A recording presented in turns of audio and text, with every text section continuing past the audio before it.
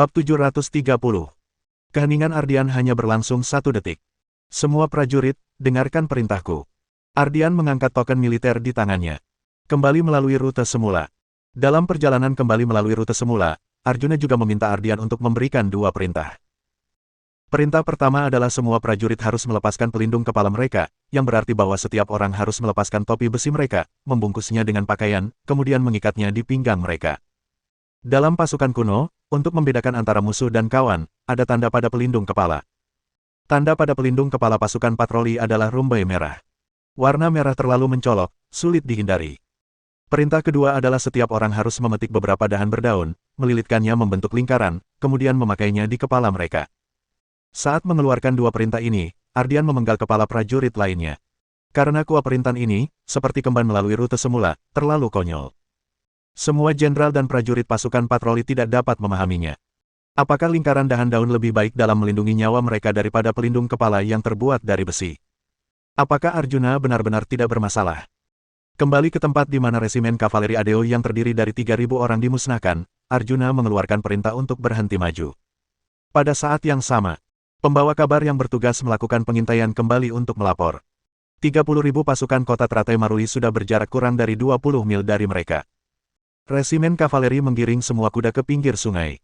Pengawal umum mengangkat jembatan apung. Setiap perwira, lemparkan busur dan anak panah serta pisau ke jembatan apung. Arjuna mengeluarkan 3 perintah berturut-turut. Yang mulia Arjuna, apakah kita akan menyeberangi sungai lagi? Kita tidak akan menyeberangi sungai, tapi kita harus membuat musuh berpikir kita menyeberangi sungai.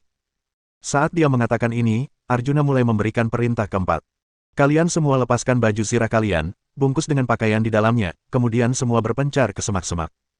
Satu kelompok 3 orang merangkak di tanah. Jika kalian ingin selamat, Arjuna terdiam sejenak sebelum melanjutkan ucapannya. Bahkan jika anak panah menusuk kalian dan api membakar kalian, kalian tidak boleh bersuara. Sebelum masuk ke semak-semak, Arjuna juga melucuti sepatu beberapa penjaga yang melindunginya, kemudian melemparkannya ke jembatan apung. Tak, tak, tak. Suara gemuruh kaki kuda dan debu beterbangan di jalan yang tidak jauh. Kurang dari setengah batang dupa waktu setelah seluruh tim bubar ke semak-semak. 30.000 prajurit elit Maruli datang. Lapor. Pembawa kabar memacu kudanya ke depan Maruli, turun dari kudanya, kemudian berlutut dengan 1 kaki. Sejumlah besar kuda perang ditemukan di tepi sungai yang ada di depan. Maruli mengerutkan kening. Apakah pasukan patroli sudah menyeberangi sungai? Setelah mengatakan hal itu, Maruli melompat dari kuda perangnya, langsung berlari ke sungai. Jenderal, lihat. Begitu Maruli tiba di sungai, wakil jenderalnya menunjuk jembatan apung di sungai sambil memintanya untuk melihat. Berdiri di atas jembatan, Maruli menyentuh dan melihat cukup lama sebelum berkata, ini adalah jembatan terapung sementara. Ardian dan anak buahnya memanfaatkan cahaya bulan datang dengan jembatan apung ini untuk memberi Adeo serangan mendadak. Makin berbicara, Maruli terlihat makin heran. Orang yang kepikiran untuk membangun jembatan terapung menggunakan tanaman merambat guna menyerang kembali sangat mengerikan. Orang ini seharusnya Arjuna yang membuat kendi anggur meledak. Sekarang tampaknya hadiah emas sebanyak 100.000 tael termasuk sedikit. Pasukan patroli pasti telah menyeberangi sungai. Lihatlah kuda-kuda perang ini, semua gemuk dan kuat, tapi mereka bahkan rela meninggalkannya. Kuda-kuda perang tidak ada apa-apanya. Apakah kalian tidak melihat pisau dan anak panah di atas jembatan, berserakan semua? Pasukan kota teratai mulai menertawakan kuda-kuda perang di tepi sungai dan jembatan terapung yang berantakan. Hei, sepatu. Lihat, ada sepatu di sana. Hahaha. Aku sudah bisa membayangkan pasukan patroli yang melarikan diri. Bab 731. Hahaha. Suara tawa mereka makin keras hingga mencapai telinga setiap petugas patroli yang bersembunyi di semak-semak. Pria adalah makhluk jantan. Tidak peduli seberapa lemahnya mereka tetap merasa marah ketika mendengar orang lain menertawakan mereka. Para prajurit patroli mengepalkan tangan mereka erat-erat. Jika Arjuna tidak memperingatkan mereka berulang kali. Jika mereka tidak berkelompok 3 orang dan saling menahan yang impulsif, banyak dari mereka sudah bergegas keluar. Jenderal, dilihat dari jejak ini, prajurit patroli pasti belum berlari jauh. Ayo kita menyeberangi sungai, mengejar mereka, saran wakil Jenderal Maruli. Kejar mereka, kejar mereka. 30.000 pasukan kota teratai penuh semangat. Mereka semua ingin mengejar prajurit patroli sesegera mungkin. Mereka tidak sabar untuk menindas yang lemah. Sepanjang perjalanan keluar dari kota teratai, para penjaga kota setempat yang mereka temui adalah antek-antek kecil. Mereka melarikan diri dan ketakutan ketika melihat pasukan kota teratai. Mereka belum pernah mengalami pertempuran yang memuaskan. Meskipun pasukan patroli di depan juga sekelompok pecundang, mereka banyak orang, jadi sangat menyenangkan untuk membunuh mereka. Maruli perlahan mengangkat tangannya. Melihat ini, pasukan kota teratai segera berhenti. Maruli terkenal dengan keagungannya. Jika ada yang berani berbicara lagi, dia benar-benar akan membunuh mereka. Kurasa. Maruli melihat ke seberang dengan tatapan dingin. Tidak sesederhana itu. Apakah Jenderal curiga bahwa ini adalah trik pasukan patroli? Mereka sebenarnya tidak menyeberangi sungai, tanya wakil jenderal yang ada di samping. Maruli merenung sejenak. Mereka pasti tidak menyeberangi sungai. Tempat persembunyian Arjuna dan Disa lebih dekat sungai. Mereka mendengar kata-kata Maruli dan wakil jenderal dengan jelas. Ketika Disa mendengar Maruli mengatakan bahwa mereka pasti tidak menyeberangi sungai, dia langsung ingin menarik busur. Akan tetapi, Arjuna menahannya tepat waktu, memberi isyarat kepadanya untuk tidak panik. Kecerdasan Maruli memang di luar dugaan Arjuna. Namun, Arjuna juga sangat yakin bahwa Maruli tidak menyadari bahwa mereka masih berada di dekat sekitar. Bagaimanapun juga, siapa yang akan menduga bahwa pasukan patroli begitu berani hingga tinggal di tempat tersebut. Selain itu, metode penyembunyian ini dari tentara Tibet modern. Belum pernah digunakan oleh jenderal manapun di negara kuno ini. Oh, aku sudah mengerti. Ide Ardian dan putranya ini cukup hebat. Tidak ada perahu atau jembatan tetap di sini. Jika kita mengejar mereka, kita harus meninggalkan kuda kita. Di seberang adalah hutan lebat. Mereka bisa menyergap kita di sana. Tanpa kuda dan kavaleri, kita akan berada di posisi pasif. Sepertinya ide ini. Maruli mengambil busur dan anak panah dari tanah, menarik busur, kemudian menembakkannya dengan asal ke semak-semak yang ada di belakangnya. Bukan dari Ardian dan putranya. Oh, wakil jenderal ini ngangguk mengerti. Orang bernama Arjuna yang memikirannya. Kalau begitu, sepertinya dia memang bernilai 100.000 tael emas. Hah.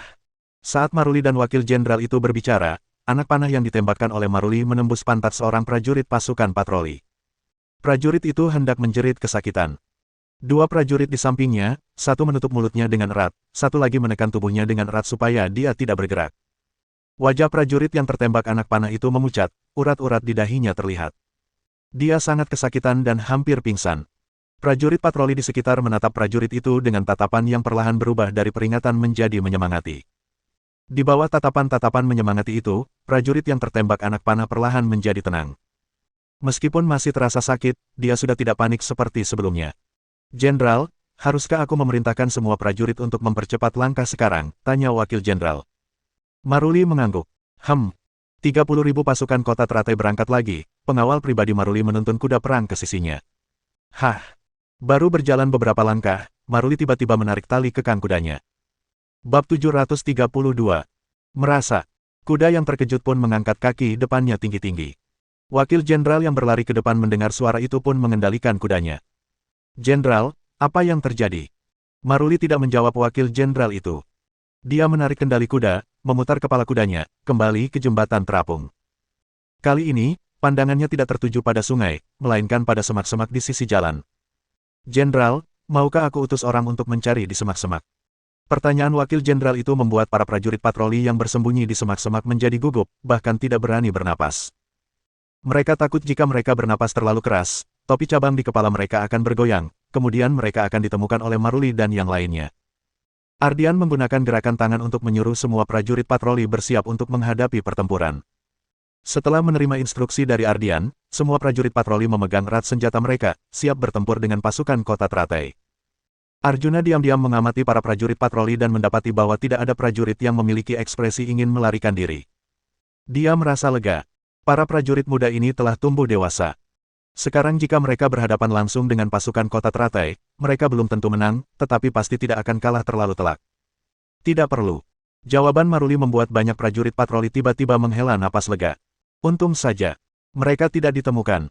Akan tetapi, begitu prajurit patroli menghela napas lega, mereka menegang lagi, karena suruh 20 pemanah bidik ke hutan rendah yang ada di depan. Tembak. Maruli memberi perintah. 20 anak panah ditembakkan pada saat yang sama, melesat menuju tempat persembunyian para prajurit patroli di hutan rendah. Sekitar 10 prajurit patroli terkena anak panah, masing-masing terkena di bagian yang berbeda. Para prajurit yang terkena anak panah tidak membutuhkan orang di sekitar untuk memegang mereka. Dari 10 orang itu tidak ada satupun yang bergerak.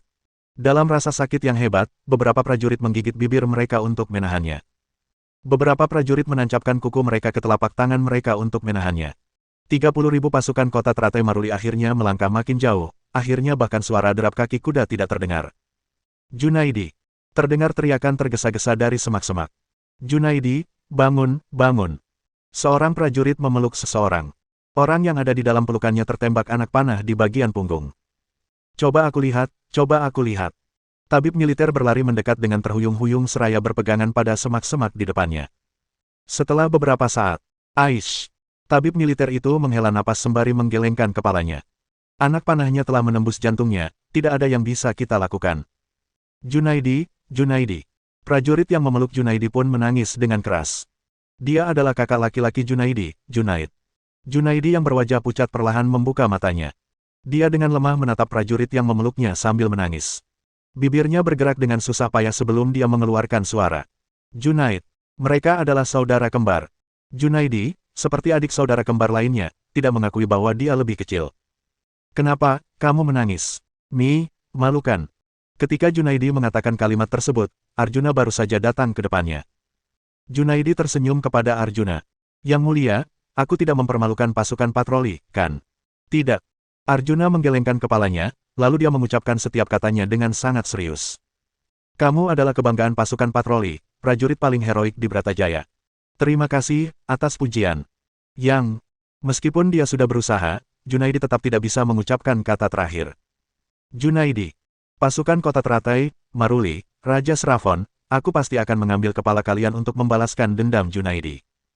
Suara Junaid bergema di seluruh semak-semak, mengejutkan burung yang tak terhitung jumlahnya di dahan. Balas dendam untuk Junaidi. Balas dendam untuk Junaidi. Pasukan patroli marah. Bab 733. Pasukan patroli marah dan menuntut untuk menyerang kota Tamanjati dengan cepat guna membalaskan dendam Junaidi yang baru saja meninggal serta 3.000 saudara yang terbunuh sebelumnya. Yang mulia Arjuna. Ardian dan Galang pun menoleh ke arah Arjuna pada saat yang sama. Sekarang untuk setiap langkah pasukan dan strategi, mereka mendengarkan Arjuna. Arjuna melompat ke atas sebuah batu besar, kemudian melambaikan tangannya. Saudara-saudara, kenakan baju zirah kalian, tunggangi kuda yang ada di tepi sungai. Kita akan bergerak maju dengan cepat, serang kota Tamanjati, ambil kepala Raja Sravon si pengkhianat. Perkataan Arjuna membuat seluruh pasukan patroli bersemangat. Serang kota Tamanjati, ambil kepala Raja Sravon si pengkhianat. Balas dendam untuk saudara-saudara yang telah meninggal. Pasukan patroli, yang dipenuhi dengan kebencian dan darah mendidih, berbaris lebih cepat dari sebelumnya. Semua orang merasa bahwa mereka memiliki kekuatan yang tidak terbatas. Kini dalam menghadapi pasukan kota teratai, mereka sudah berani menunjukkan pedang mereka. Dalam kondisi sulit, hanya pihak yang memiliki keberanian dan tekad yang kuat yang akan keluar sebagai pemenang. Mereka sekarang sudah tidak takut. 130.000 pasukan kota teratai milik Dahlan dan Maruli berjalan ke arah timur di sepanjang sungai air hijau. Mereka makin dekat dengan kota Perai. Pasukan patroli Arjuna juga melewati sungai air hijau, menuju ke barat, makin dekat dengan kota Tamanjati. Arjuna keluar dari kereta, lalu berteriak kepada jenderal yang bertugas menabuh genderang. Saudara penabuh genderang, saatnya menabuh genderang perang. Awalnya ketika mendengar perintah Arjuna untuk menabuh genderang perang, Ardian dan Galang sama bersemangatnya dengan semua pasukan patroli. Akan tetapi, mereka merasa ada yang tidak beres setelah beberapa saat. Arjuna. Galang, yang tidak sabaran, segera berkata, genderang perang terlalu keras, keberadaan kita bisa terbongkar. Arjuna tersenyum tipis. Jika kita tidak mengungkapnya, kita tidak bisa berperang. Ardian dan Galang tidak memahami apa yang dimaksud Arjuna, tetapi mereka tidak membantah. Cara bertarung Arjuna benar-benar berbeda dari apa yang mereka ketahui. Bukan sepenuhnya berbeda, tetapi bagaikan langit dan bumi. Arjuna melakukan hal yang tidak bisa dilakukan semua jenderal, lalu akhirnya. Luar biasa bagus. Setelah genderang perang ditabuh, para prajurit pasukan patroli berlari lebih cepat. Raja Sravon, yang berada di kota Tamanjati, juga segera mengetahui kabar itu. Hancurkan resimen kavaleriku, bunuh jenderal kesayanganku. Wajah Raja Sravon penuh amarah, ada kekaguman dalam amarah itu. Ternyata semua ini untuk membuatku mengirim pasukan kota Tamanjati. Cepat. Penasihat militer yang ada di samping Raja Sravon tidak begitu tenang. Kirim merpati untuk menyuruh Dahlan dan Maruli kembali untuk melindungi Raja. Raja Sravon awalnya hanya ingin Maruli kembali, tetapi penasihat militernya menasihatinya dengan sungguh-sungguh untuk tidak mengambil risiko ini. Pasukan patroli adalah sekelompok prajurit yang tidak berguna. Akan tetapi, di bawah kepemimpinan Arjuna, mereka hanya kehilangan sekitar 3.000 orang sejauh ini. Pasukan patroli saat ini jelas tidak selemah yang mereka bayangkan. Selain itu, Arjuna juga memiliki sejumlah prajurit wanita yang tidak diketahui jumlahnya, yang dapat menggunakan bahan peledak. Raja, Anda suka bermain catur. Anda pasti tahu bahwa jika jenderal meninggal, biarpun semua bidak catur masih ada, tetap saja kalah. Raja, penasihat militer menatap Raja Srafon dalam-dalam, lalu melanjutkan ucapannya. Kita sampai di titik ini dengan susah payah. Kita tidak boleh mengambil risiko. Kota Perai ada di sana, tidak akan pindah. Cepat atau lambat, kota itu akan menjadi milik Anda, Raja. Suruh Dahlan dan Maruli kembali sebenarnya bisa melakukan dua hal sekaligus. Melindungi Anda dan mengepung serta memusnahkan pasukan patroli. Strategi pasukan patroli tampaknya merupakan serangan langsung ke pusat kekuasaan, tapi sebenarnya adalah ketidakberdayaan. Kalau kita mengepung mereka, bukankah mereka menjadi domba yang menunggu disembelih? Mohon dukungan dari Om Ante-Ante sekalian buat subscribe agar Mimin terus semangat untuk up novel seru lainnya. Sekiranya ada kebutuhan buat subback, silakan inbox Mimin atau tuliskan di kolom komentar. Terima kasih.